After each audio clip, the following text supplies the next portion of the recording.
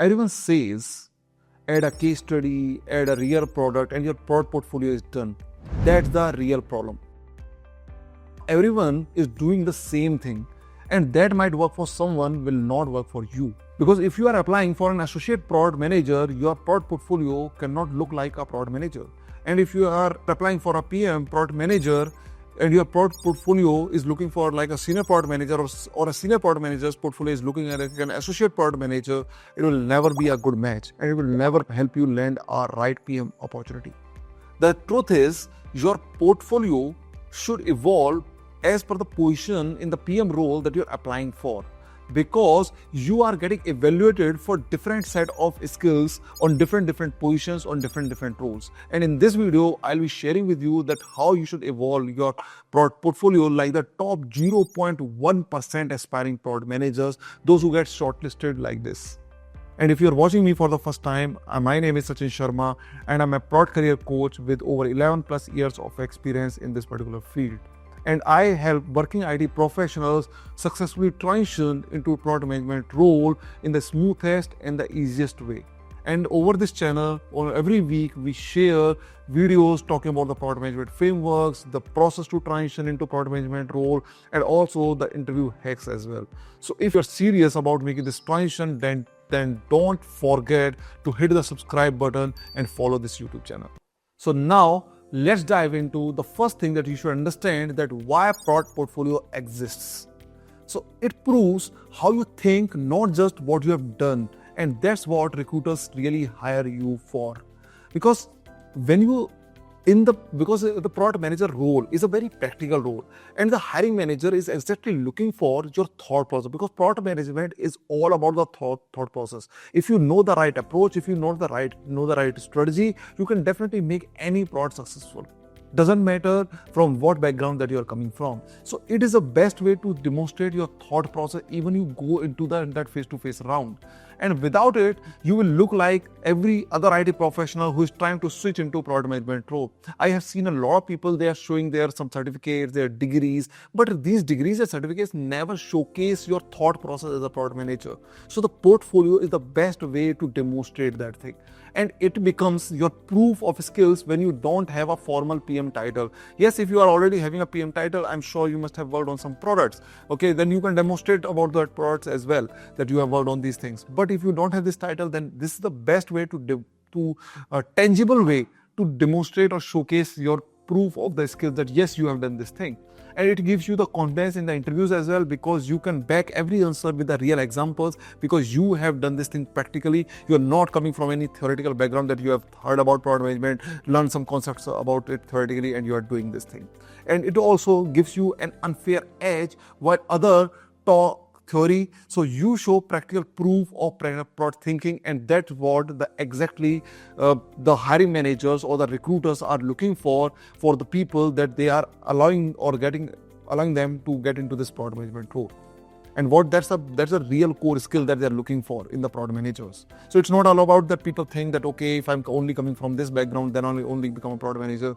Product management from any background, especially coming from any IT background, you can definitely get into this product management role. The only thing is that is stopping you, that you are not able to demonstrate your skills or the proof of your skills before getting the interview calls.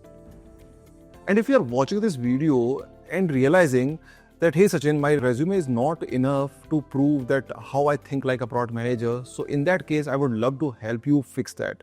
So what you have to do, you have to simply click the link in the description and book a one-on-one demo call with my team, where in that particular call, my team will go through your background, and based on that, we'll create your personalized game plan to land into this product management role in the smoothest and the easiest way, while showcasing your product thinking through the real product portfolio that we'll be building over there as well. So now let's talk about that why one size fits fail over here. Okay, so because every PM position demands a different set of skills. For a senior PM, the different set of skills are required. For a PM, different set of skills are required, and they will be evaluated on different set of skills, each one of them. Okay, the director, the APM, the intern, everyone needs a different set of PM skills. Okay, so let me give you a very simple example. If an APM showcases your research in their product portfolio, then definitely it will be great. But senior PM is expected to show strategy and the impact over there, because that is something that they are mostly involved in. Okay, so that's the same thing. And because recruiters don't just see your work, they judge your readiness for the role that you are applying for. Because if you are not if you're creating a generic portfolio that everyone is creating, then definitely they will judge because they will judge your readiness for that particular portfolio. So example, a director level candidate showing UX teardown looks underqualified. Yes, you can have that, but it looks underqualified.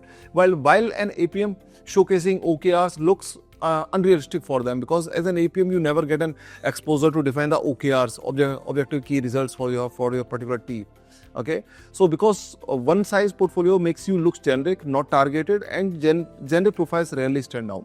So that's why you need to make it customized for your positioning. Okay, and if you're not aware about your positioning, then in that case I will recommend you to watch a video on how to transition to product management role, where I have talked about this particular concept, that how to make this easy transition and how this positioning helps you over there. So example is simple here. If 10 candidates showcasing the same case study or the tear down, none looks memorable or raw for the hiring manager. So that's why it is very important for you to make your portfolio, okay, because definitely having a portfolio make you stand out from the rest of the people. Okay, but now when out of those people who are having a PM portfolio, you need to showcase right things for your positioning that will help you in getting shortlisted over there. Okay, so what you need inside. So I have divided into two categories over here. First is the entry level PMs, okay, which is an APM, PM, PM intern. So these are these roles. And when you talk about the mid and senior level PMs,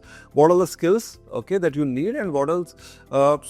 What are the things that you need in your portfolio? So for both of these, we will be talking about that what hiring managers evaluate and what you should include in your product portfolio for the same. Okay, so here as an entry level PM, so they are evaluating your user empathy, your analytical thinking, your structured communication, your execution readiness, and the knowledge about the PM frameworks and the tool. Because as an APM or an entry level PM, you will be primarily focusing on getting the things done. Okay, you are not primarily involved in the product strategy side. So these are the things that they need from you, that they are looking for these particular skills. And what are things that you can include in your product portfolio that will make you stand out? So you can have 1 to 2 product tear downs over there, 1 to 2 UX designs, at least 5 to 6 screens, because as an APM, a lot of time you have to do these things. 2 to 3 product requirement documentation is important. 1 case study that is also important over there, and an MVP, a real product that you can build, that is optional. Okay, because you are not targeting a very high salary. If you are targeting a lower salary, then definitely it will work for you. But yeah, when you are targeting for a higher salary, definitely you should have an MVP inside your product. And these days, it's not difficult to build these products using the no-code tools.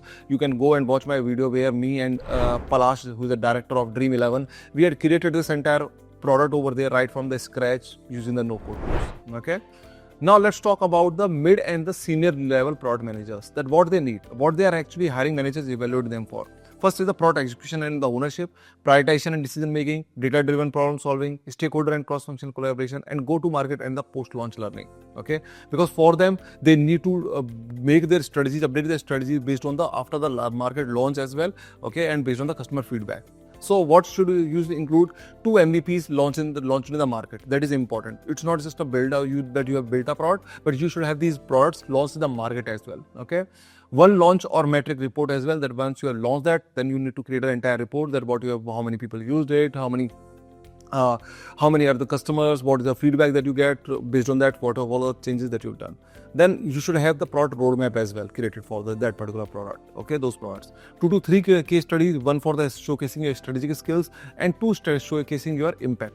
3 to 4 PRDs and 1 product strategy deck that is important over there. So these are the things that you need to have in your product portfolio if you are targeting for the mid and the senior level product managers. Now talking about some important things that you should keep in mind. First of all, depth is far important than the volume. Okay, it doesn't make any sense that you are creating lot of case studies or the projects. Okay, no. Okay, 3 strong projects is far better than the 10 weak ones. Okay, and secondly is that whatever the things that you are creating. Okay, because when you decide your positioning, that in which industry that you are targeting for, or in which industry you can get into this product management role. So based on that, I will recommend you that create your case studies, your product, your PRDs, your strategy doc, everything in that particular industry only. Why this is important? Because when you create in that particular industry, so let's suppose I am applying for the e-commerce industry, but with the products that I am having in my product portfolio, or the strategy docs that I am having in my product portfolio, or the case studies are for the fintech, then in that case, the common ground between me and the hiring manager would be very less, and he will be discussing, because that's not relevant for him, the e-commerce stuff. Okay, then he will be trying to evaluate me on, or he will be asking me the questions from fintech space. Okay, so the common ground will be less, and then in that case there are very high chances that he will grill me a lot. Okay, so that's why when you create the things in your product portfolio in the same target industry, then there will be a good common ground between you and the hiring manager that you will discuss about. Okay, so if you are applying for the fintech, or you are interested in the fintech industry, then create everything in the fintech space, because when you create in the fintech space, you will have a lot of things to discuss about that, and that will showcase to the hiring manager that yes, this person is having a strong knowledge about this our target industry. Yes, even though he's transitioning to the product management role, he's very first time he's making a transition into the product management role, but he's literally very good with the industry knowledge, and that will give you a leverage over there.